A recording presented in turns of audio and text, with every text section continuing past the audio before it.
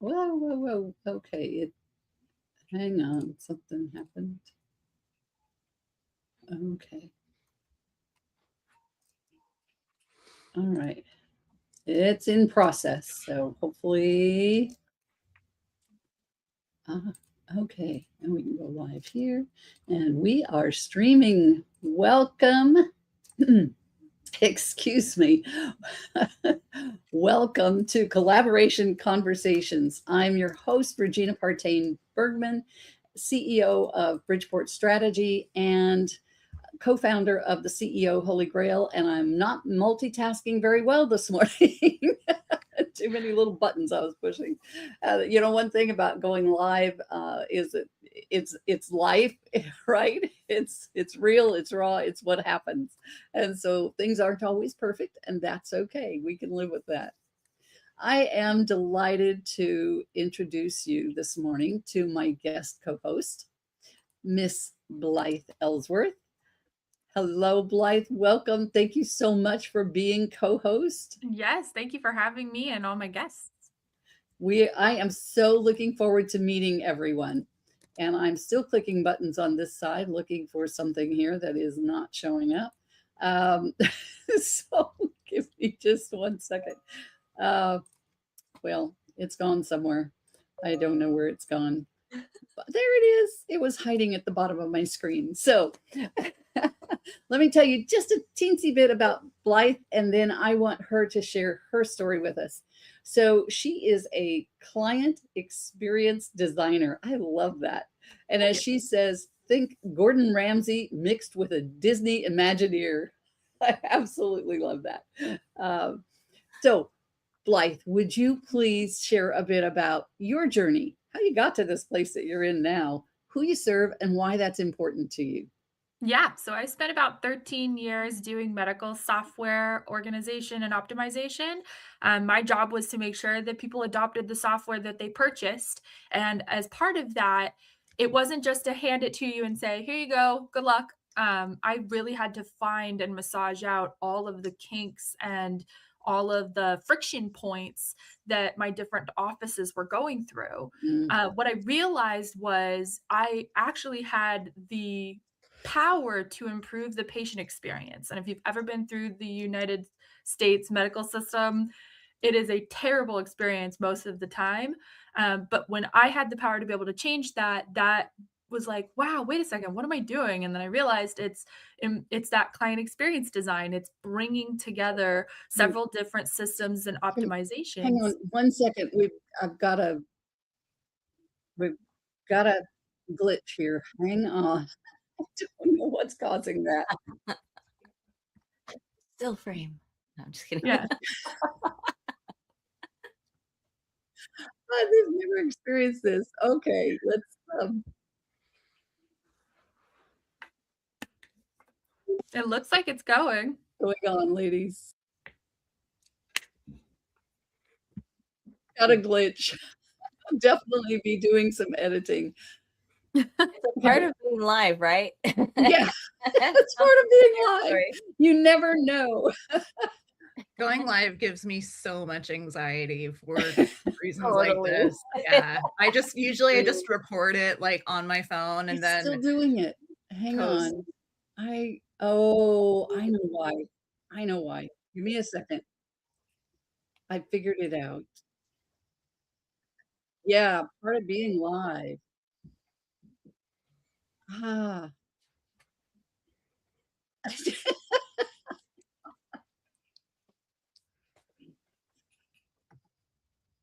It is still doing it. So it's coming from the live stream on LinkedIn. That's where the challenge is coming from, and I am not sure how to stop it. Because if I stop this, maybe. Okay. Says we're still streaming. So let's continue, Blyth. I am so sorry. No worries. So I can start over if you want. Yes, let's do Okay, that. great. We'll just take all of that other out.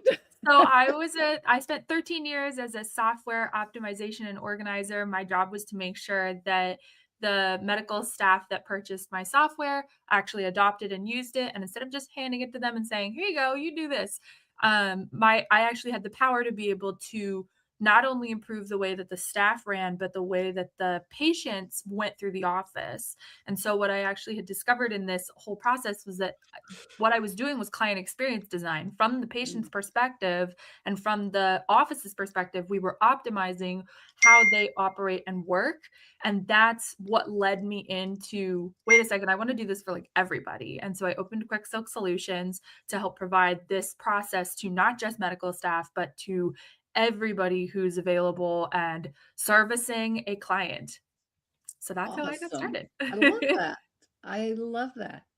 And so primarily your market now is who? Who's your avatar? Who do you primarily So serve? my niche is actually just in the service provider industry. They Okay. usually have to be high touch with their clients in particular, just like a doctor would be, where you're trying to move them through a system or Right. operation.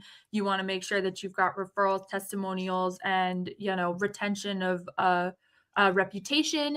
That's something that I help specialize in and clean up from front end to back end. So it's all systems essentially, but it's organizing them to be more optimal and flow better. I love it. That's awesome. Very good. Thank Thank you, Blythe. Appreciate that. Would you please now introduce our amazing guests that we have today and have them share a bit about their journey, who they serve, and why? Sure. So I'll go with what I see on my screen. So I will start with Emily Kim. I met her through the internet on Threads and then just kind of became addicted to her content. She's very relatable and she takes you on such a journey of like just building up the business and also making sure that you have one thing you're talking about. Oh, thank you for the intro. I love meeting people on the internet. It's really the only way I know how to make friends nowadays. I'm only like half joking. And I'm Emily Kim. I am a business coach for creative entrepreneurs. And how I define creatives is anyone who provides a creative service. So I work with a lot of photographers, videographers, designers, anyone that does branding, anything, copywriters. I have some bookkeepers, really anybody that provides a creative service or a service for creatives. And a little bit of the way that I got into that, I actually got a degree in computer science and got a job at Apple as a software engineer. I was like, I'm going to be a tech CTO. That's going to be what I do. And then I started working in the office and was like, oh no, I don't like this. I don't like this at all. It was a fabulous job, but I was running my own photography business on the side. Eventually, all of these kismet things happened, and I decided to take it full time in 2021 and have not looked back since. So, what I help creatives with is really getting focused on one offer first so that they can do all of the creative projects that they want to later. What I see happen a lot with creatives is we want to build out this entire huge giant offer suite at first because we're so creative, we're so multi-passionate, there's so many things that we can do and are good at, which I see in everybody that I work with. And I can't relate to that at all. right? And focusing on the one offer, I call it your full-time offer, to bring you to a full-time income first, and then expanding into all of the other things makes it a lot easier to do what you actually want to do versus the reverse, which is doing all of these tiny little things. And then it's confusing for you. It's confusing for your clients. Everybody's confused. So we eliminate the confusion. We focus on one thing so that you can be the multi-passionate creative that you want to be. Love it.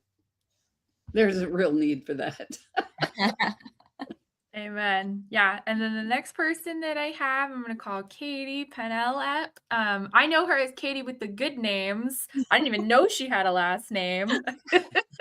So it's lovely to see her here on the panel. She's definitely somebody that I enjoy just watching. Speaking of like a single offer to talk about, she has a couple, but like the one she talks about, she has so many different creative ways that she speaks about it, which is what fascinates me about her content, and the way that I met her is through the internet as well.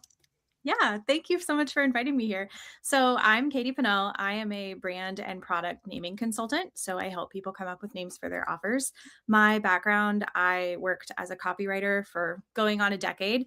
And more times than not, people would struggle with their offer names. So, I niched down a couple years ago into just product and brand naming. And I've had the opportunity to name brands and bands and baby products and beauty products and blow dryers and all sorts of things. Cool. And I just love it. I think naming is one of the most overestimated, under-respected. There's so much opportunity to talk about names and the benefits that they have on our products and services and how they can attract people and deter the right people as well. So that's what I do. I love it. The next one I have is Meredith. Hey Meredith there. and I met because we have large cats. And so I'm going to let Meredith tell her story because I love it.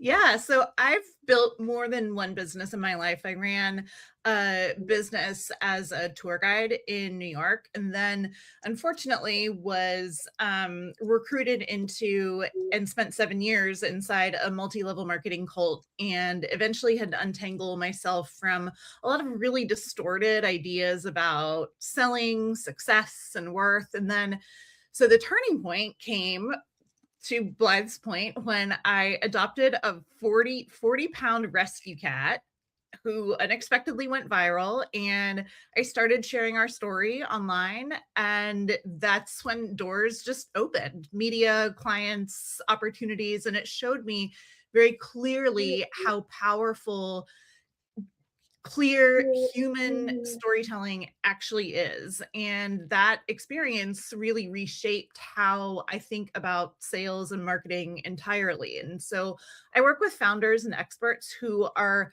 already good at what they do and have the receipts to prove it. They've had clients, traction, and that they've made some real wins, but they've outgrown the language that they're using, and I give them language that sells and show them how to sell without the pick me energy. And so we sharpen their message so that their work is legible again, and momentum doesn't quietly stall, and the last client that they signed isn't the last one that they'll ever sign.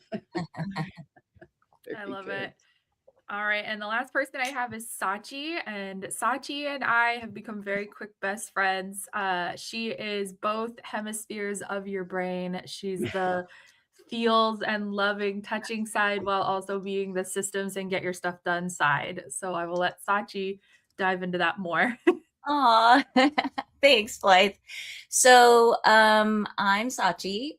Thanks for having me here. I was actually an application developer for 16 years in healthcare, but I decided to become a multi-passionate entrepreneur with 2 businesses. One of them was accidental through taking care of myself. Like, it was like a self-care motive. I started really diving into these modalities, somatic experiencing, craniosacral, Reiki, doing sound. I've had sound throughout my life, but it's a different experience doing sound bowls. So I'll talk a little more about that. That's a tangent. But what I found out is that in both businesses, I'm creating more capacity for people by working on their systems. So whether it's the nervous system, creating flow, or their digital marketing and operational systems by creating ease of use, I feel like the nervous system tells the truth. So, if you have this vision and you're saying, like, I'm not going to succeed. Yeah, your vision and your implementation of that vision is going to go sideways, right? And so part of my job is to support you in right tracking that. Let's nip that in the bud. And so I do that in 2 different ways. Mind Meld Interactive is focused on the digital side, and Soma Intelligence is where I do the one-on-one treatments or sound journeys, doing group work to go into the nervous system. Let's get you regulated so that you're calm enough to figure out whatever it is that you're wanting to seek out or figure out a goal. And so, yeah, I appreciate being here and being a part of this discussion. Yay. Thanks, my panelists, for showing up and being here. I appreciate you. Awesome. Now, let me ask a question before I ask the question. So, how many of you knew each other before this morning? Just Blythe. Yeah. Just Blythe. Yeah. I'm the through line. Okay. And most of you met Blythe online, right? So let's take this discussion that direction then. How do we online find those and interact and develop those relationships that can create those collaborative ventures or those collaborative opportunities for us? How do we do that online? I think you have to be social. It's called social media for a reason. You have to go into it with the idea that the spotlight is not on you. The spotlight is on the other person. It just annoys me to no end when people really try to keep the spotlight on themselves. Like, if you've ever, something I'm seeing a lot lately in online networking is like, if you follow somebody and you get this message back and it's like, what are you here for? Are you here for my content? Are you here for like my, this or that or whatever? And it's like, most people hit the follow button and they don't even really know why. A lot of us have social media managers that are doing it for us. So there's that. And then, and there's just nothing ickier than someone else saying, so what about me made you want to connect with me so that we can talk about me? It's just, it's gross. So it's attitude, I would say, is the first thing that you need. And before we continue, can I ask you then, what would be an appropriate interaction from that person as opposed to all of that me? What would be an appropriate thing for them to say to you if they wanted to touch base with you after you follow them? Yeah, absolutely. So there's, take a minute to look at their profile and find something that you connect with.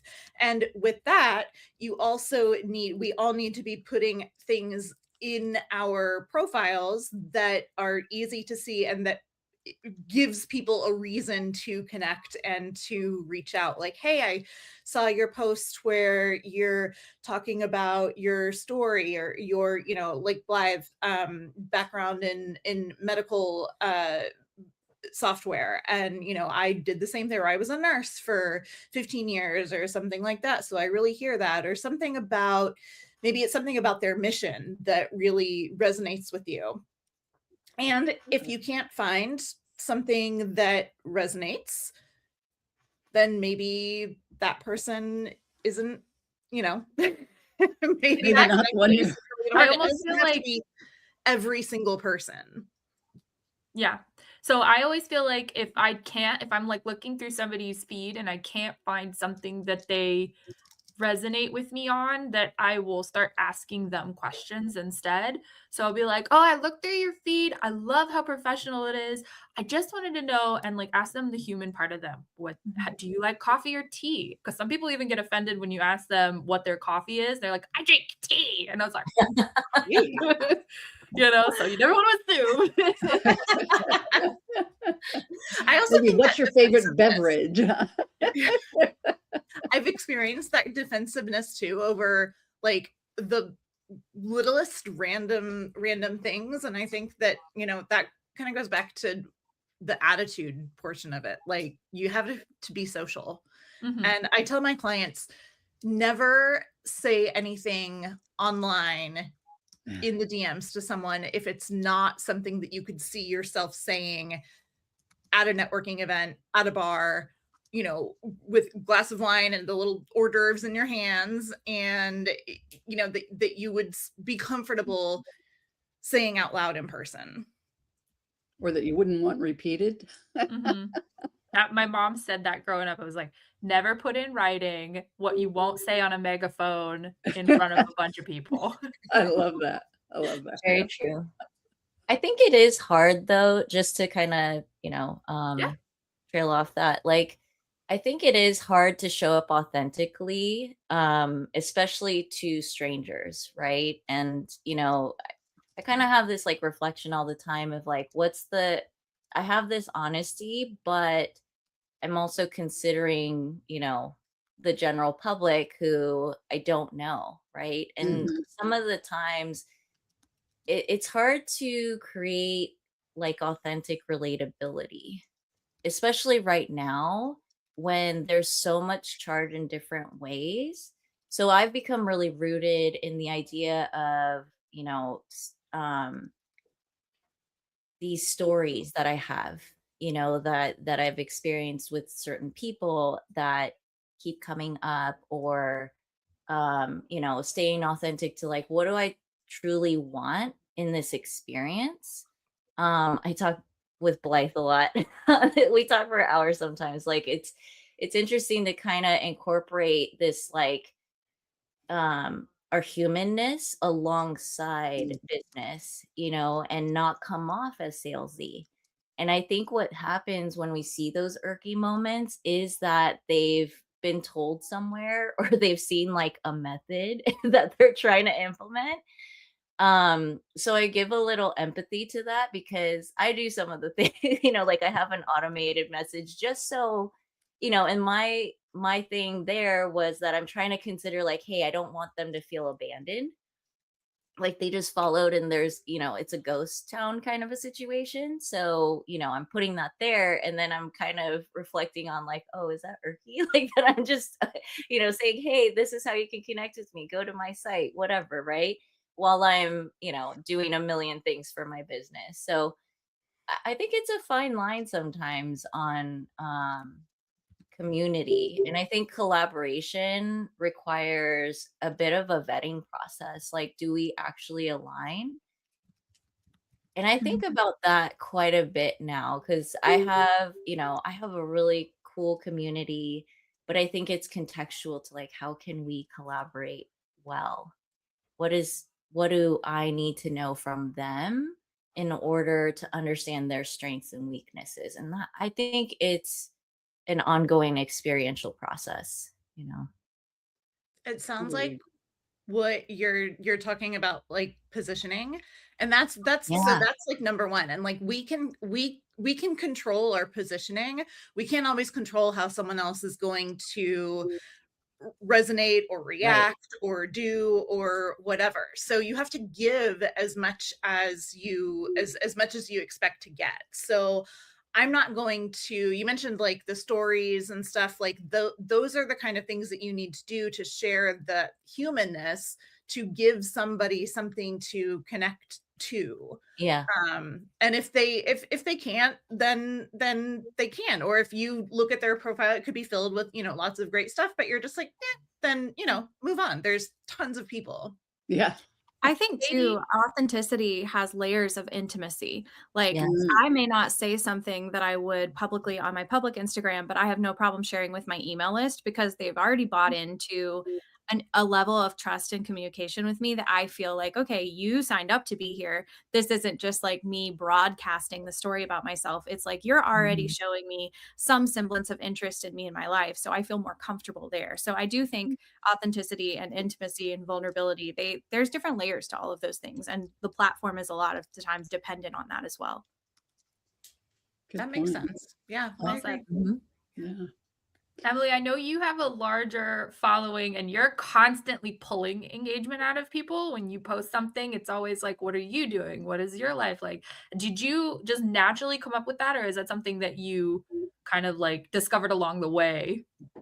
Great question. So this year, I've really had like a coming back to myself because as somebody who's really strategy oriented, I can get like lost in the sauce of, oh, have a hook, make sure you're changing the clip every 2 or 3 seconds, have a CTA, all of these strategy oriented things that I've lost the plot a little bit. And I feel in the last couple of years of why am I even on here? And what really brought me back to it was looking at my numbers and seeing, I've been talking about this a lot the last week. 50% of my clients, over 50%, have come from an in-person interaction as a result of either finding somebody on social, going to an event that I found on social. And it really reminded me, like, wait a minute, why am I so worried about these numbers? They've never mattered. Like, my vanity metrics for me personally, based on the business that I have, it's very relationship oriented. They've never mattered to me. And I remember way back when, like 4 years ago, I was teaching a workshop for photographers and I was telling them, show me your kids, show me your dogs, like whatever you're comfortable with, I want to know, because that's what people reply to. And I haven't been doing that in a really long time. And I just remembered, like, oh, this is what it's like to have fun on social again. And I've started doing that again. And already I've found what I've been looking for, which is what we've been talking about, that interaction. So the second part of that is, how did I discover to ask people? I just want to know. Like, I also have been doing a little bit of a research situation into human design. I'm a generator. So I thrive when people respond to me. So I think it just comes naturally to me to ask people questions, because I'm genuinely curious. Like, I genuinely want to know, what are you doing? What's going on in your life? Because it helps fuel me. And then it helps build the friendships, the relationships that we're all here for anyway. Excellent. Amen. Yeah. It gives very me good. so much relief to hear, Emily, because I've been getting stuck on content. Mhm. Oh, what did you just say? It was so good. Like, I mean, the playfulness online, finding the play, it's really important. I think, so I do host a mastermind locally, and I've been trying to encourage, like, instead of just shooting business cards at each other, like, let's problem solve. Like, let's have insights on something marketing related. Yeah. Because everybody's coming because they want to attract more clients, right? And I was like, pull back a little bit. Like, where is your sweet sauce, like, really? And everybody's really talking about cultivating that relationship without, like, they're hitting a brick wall because they don't really know how to cultivate that relationship. And the irony is, we're in person. It should be so easy. I'm like, just talk to the person. And how many times that's difficult. Yeah, it's interesting to, like, watch all that. I think Yeah. sometimes what that comes down to is, and this is what I've seen, is that people get very confused with the language when it comes to connecting over something in their business. And it's that fact that, yes, like, everyone is there looking for clients. So that trips people up, because that's not really like a normal thing that we are trained to do in, or have done before, really, in any way, unless you've had a career in sales already. So it's very new, and it makes people are either like, oh, let me go, like, straight to the point, I don't want any of this small talk. Well, okay, like, now you're just like zero context. Yeah. This is what I do. And so I think that discomfort comes from not having the language, and that's where I've really helped my clients create this language that it sounds like them, that they feel comfortable. They could talk about their business, on stage, or, just at a networking event, or, standing in line for coffee. Like, either way, it has to be human. And I found that, just even for myself, when I show up at events as a human, like, oh, this is my story. Like, I, adopted my cat, and, 9 times out of 10, when I share the little bit of information about, like, what it is actually I do, people will say, oh my god, like, I need that, like, can we can I get your info, can we get on a call after that? Yeah. But that humanness it starts the trust process, right? Yeah. And that's where Katie, the stories come in. I think someone else here mentioned stories earlier. It's that, so when your audience connects with, and your audience can be, the person standing in front of you that you're talking to, or it can be, your global audience Right. on social media, whoever it is that you're talking to, connects with your brand story, they're 55% more likely to buy from you. So Yeah. if you can lead with conversational storytelling, you're going to set yourself up so much better than you would if you are trying to like awkwardly pitch yourself, or just, you know, or if you're one of those people, it's like, oh, I go straight to straight to the heart of it. This is how I help, and I don't want to talk to anyone that isn't going to spend thousands of dollars on me. Yeah. Yeah. Towards the topic of just that being kind of like so authentic and showing a little bit about yourself, Katie has an excellent newsletter. When she sends it out, it like and she like, you're with her as if it's like your best friend just sent you a voice memo. Like, that's how intimate it Thank feels. you. Katie, how do you build that? Because I know that that's not something I get a ton of newsletters from a bunch of people, and it's always like the first two sentences are like, my dog threw up on the carpet, and let me tell you how that offer led to my $5 million Yeah, offer that right. I want to sign. Yeah. And it's Yeah. like, what? But like, when I see Yeah. your stuff, like, you incorporate it. So I'm gonna let you talk. Well, thank you. I love writing my newsletter. I think that's a big part of it. It's you have to enjoy what you're doing, and I do imagine as if I'm talking to a friend. So like I said, I have a background in copywriting, so that obviously helps with the writing. But one of the things that I do, and that I told my copywriting clients that I would still tell someone today, is imagine that you're writing the newsletter to one person, and like I will sometimes read it back out loud to myself and like address it like, okay, hey Blythe, so I got to tell you about this. And it's just like you start in one of the best copywriting / storytelling tips I can give you is to start in the middle of the story. So like go in with the big twist first and then say, okay, let me backtrack. And also the art of mastering a good segue is really important too, because if you have a good segue, then you can very easily get into the actual meat and potatoes of like, why are you telling the story? How is it relevant? How are you going to connect it to your audience? And also, like you said too, just like the honesty and the authenticity, I never am starting an email with the expectation that I'm not going to sell to you. Like I will be selling to you in my emails. There is a point to the email. We're all business owners here. We know the drill. That's why I'm sending it. But I make sure that segue is going to be something that's so seamless that you're like, wait, how did I get here? So yeah, that's just kind of my favorite thing is when you're writing to someone, you just make sure that it's going to sound conversational and pick the best part of the story. Love that. That's awesome. Sachi, I think it was you that said something about alignment and vetting.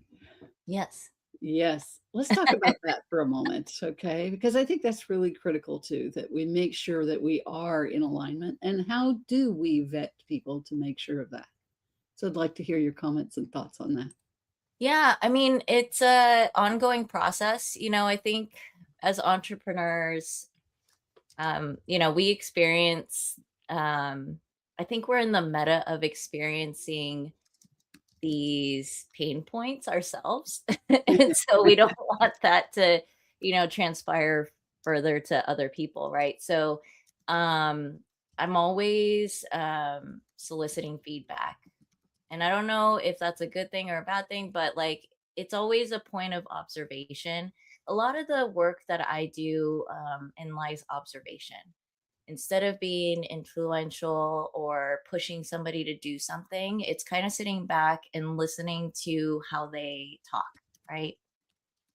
And I'm finding that even then I'm like, oh, I gotta really enhance my vetting process because there is a observer side to this, but there is also a person that's like, I'm of authority, I want to do X, Y, and Z with you and assert that, right? And it's a fine balance. And my signs balance. I'm a manifesting generator, so I'm constantly like doing and checking in. And I think it's the balance of that.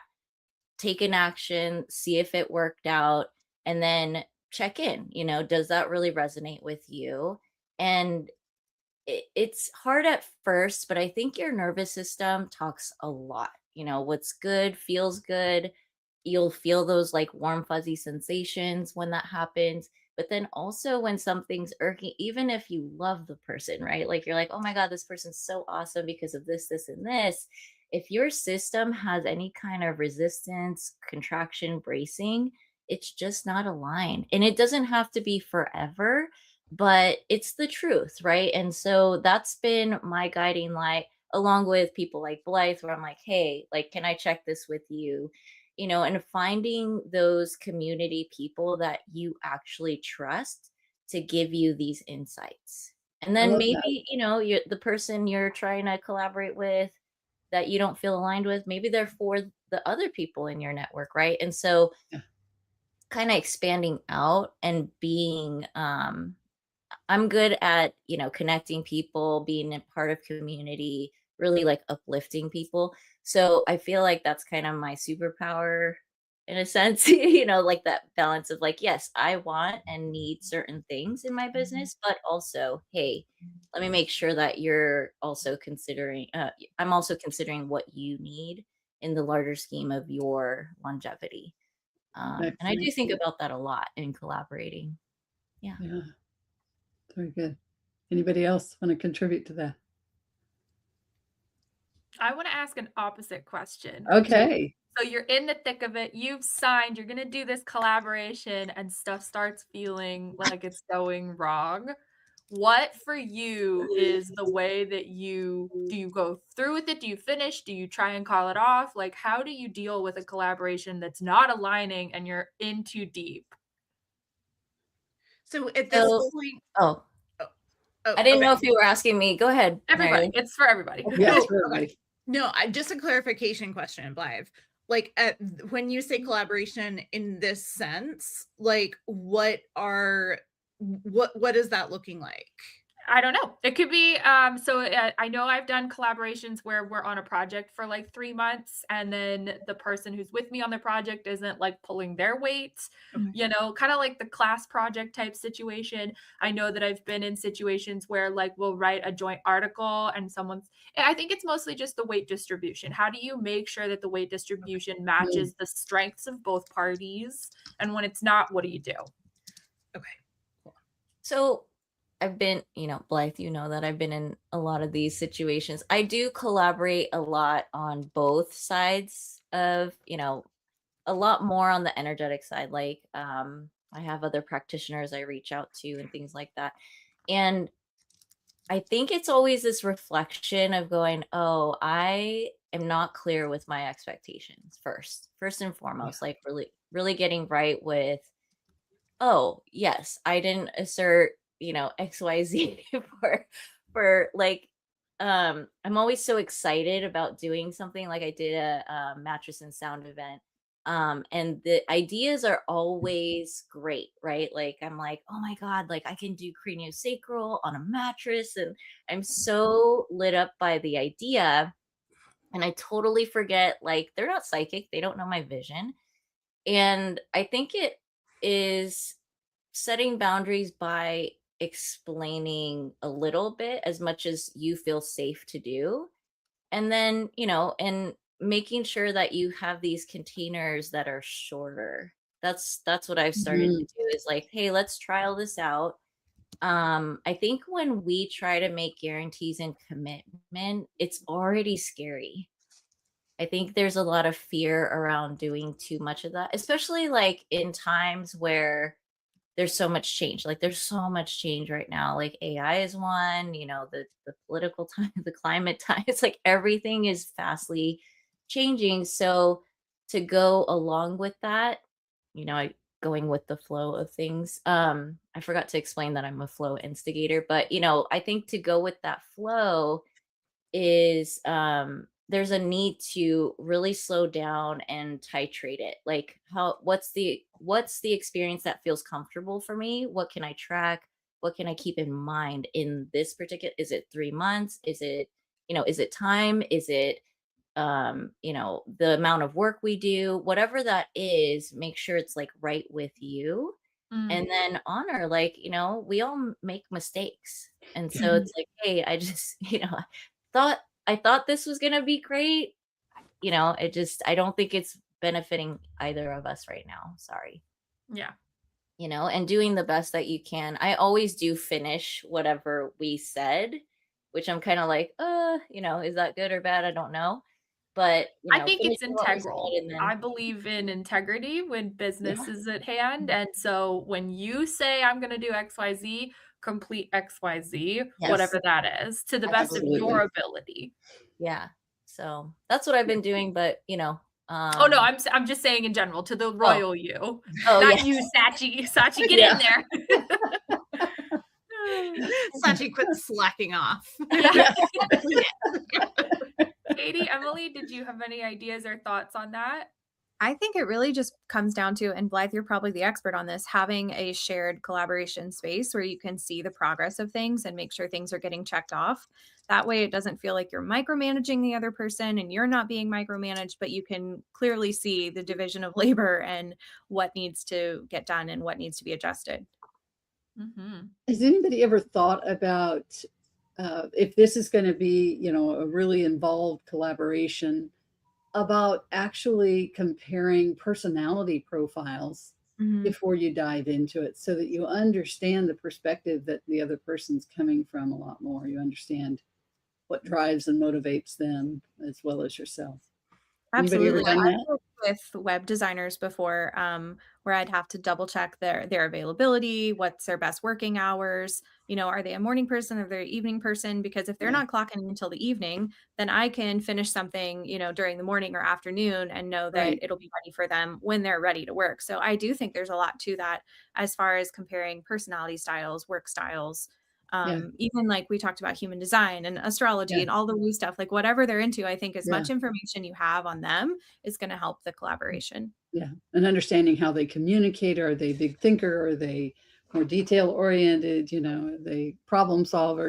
Really understanding more about them and them understanding about you before you go too deep. Meredith? Actually, Yeah, Yeah. Kim? I mean, think Emily. that it also is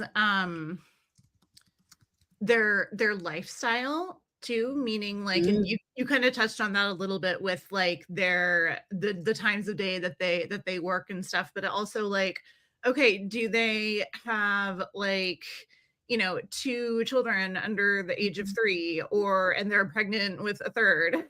And like those are things that you have to consider that they might not even realize, because maybe they are desperate for the work, or maybe they are trying to hold on to a past version of their life that they really miss, and they want to show that they can continue doing it, but it's like you can't, like we don't all overcommit. have the same 24 we Yeah. don't all have the same 24 hours. Right. And I also think that it's worth asking up front, before anything is signed and before work begins, some uncomfortable questions of, okay, tell me about a time when you messed up, and how did you handle it? And from like, I am always willing to admit when I made a mistake or Yes. messed up. And I've even had clients ask me that on sales calls, like, so is there a time when like, tell me about your best client experience, and then tell me about like the your worst one. And I'm like, oh, I've got stories on on each end. And if they can't be open about that kind of stuff, or you feel like they're holding back, then that might be a red flag. Yeah, absolutely. Emily, you were going to say something, I Yeah. think. So I wanted to. yeah. I'm sorry, did I cut you off? Oh No, no, you're no, you're fine. It's Zoom room things. Yeah. I have learned that the Enneagram is a really great way to understand not only myself, but how other people communicate. Because you know how sometimes you run into someone and it's a personality type and you're like, oh no, I know I am going to have problems. And it's not about them and it's not about me. It's that it's almost like you're talking past somebody.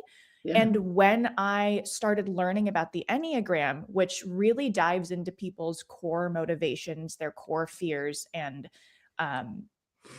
really just how they see the world, how they communicate, it really helped me understand how to communicate with certain types of people. Yeah. So I tend to, sometimes I'm not very direct, which is something that I'm actively working on. And with certain personality types, specifically Enneagram type 8s, they want you to be direct. They want you to say it like it is. Don't sugarcoat it. Don't beat around the bush. Just give me one sentence of what you're trying to say. And I'm not very good at that. So now I've learned, okay, no, this is what they want from me.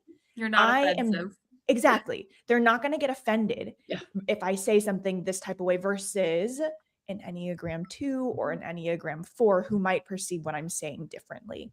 And I've just learned, especially doing photography work, photographing somebody is a very intimate experience.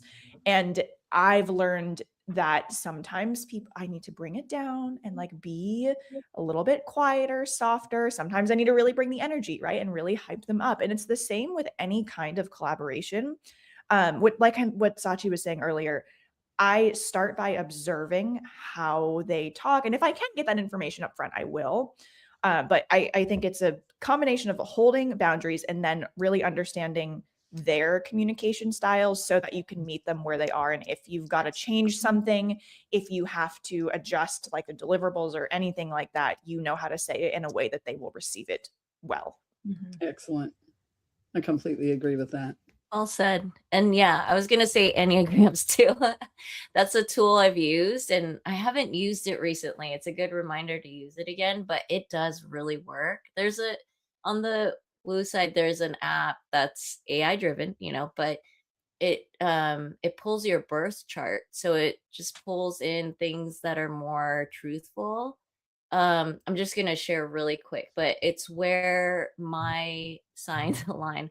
I've tried to fight this for so long. Like I don't know if this is true or not. And like, it keeps coming up as true, but in my work relations, I have to have a holistic side on my, where my birth chart aligns, which is like, okay, I've accepted it at this point, but it's interesting, right? How all of those things relate. So, I don't know too much about all of that, but like, I think human design, all these tests, it's kind of intriguing how they work, and how personalities can jive together based on that.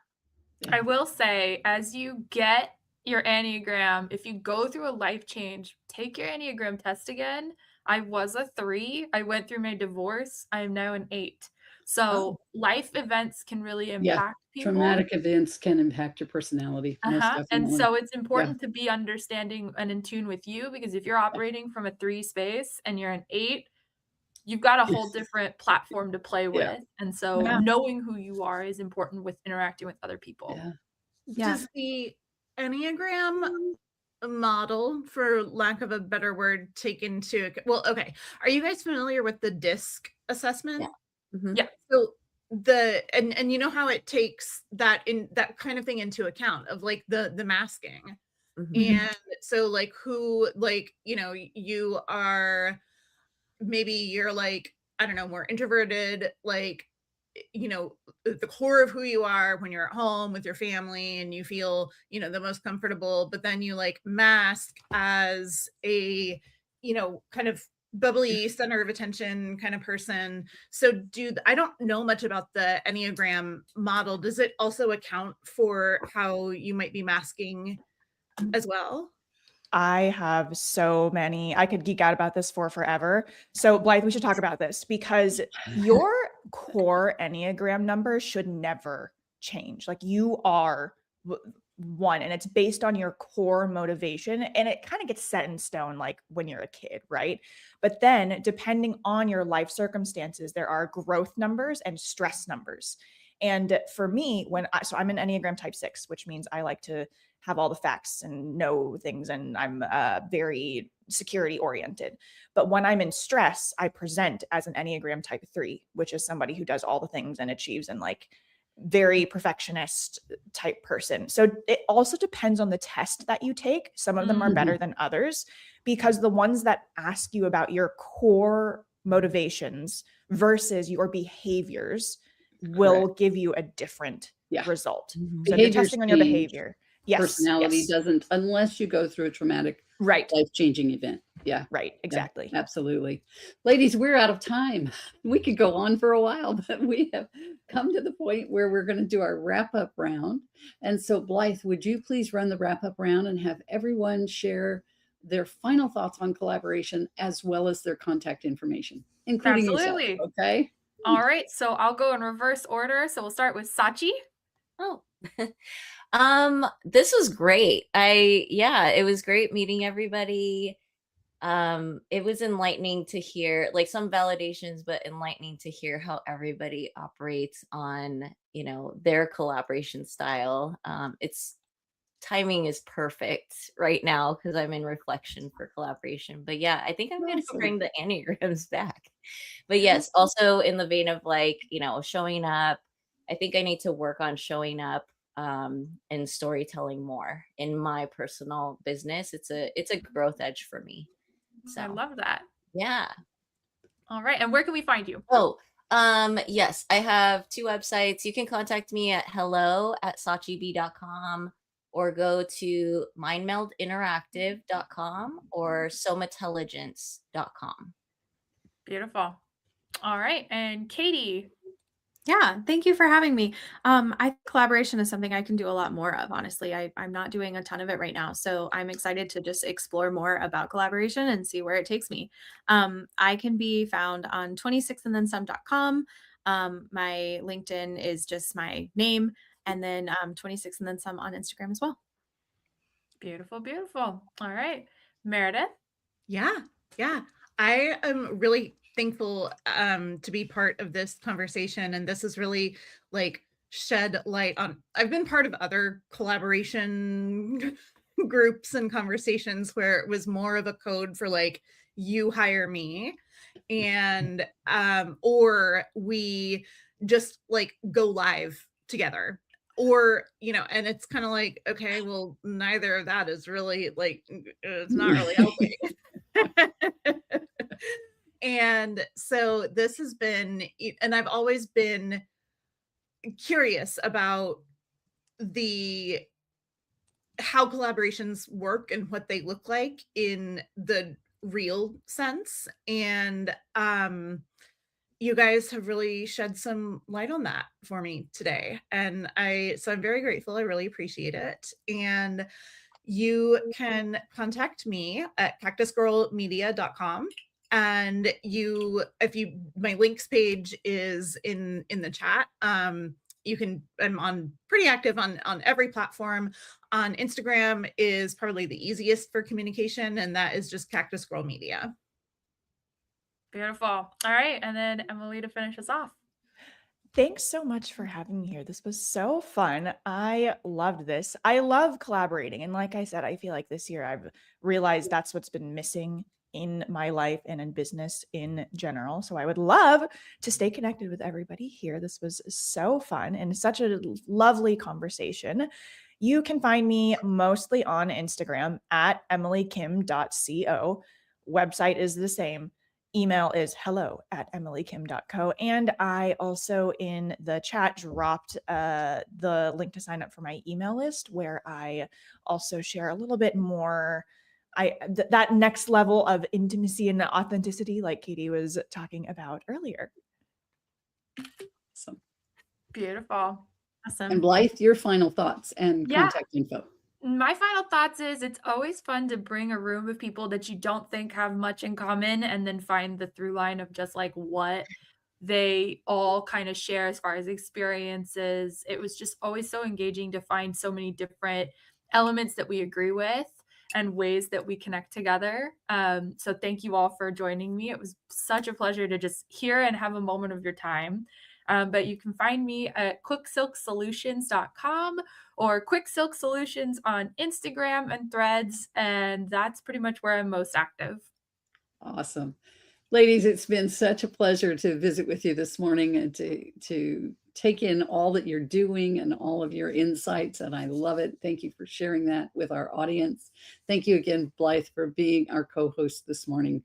Appreciate it so much. And we thank you, our audience, for listening. And we'll see you next time on Collaboration Conversations. Bye for now.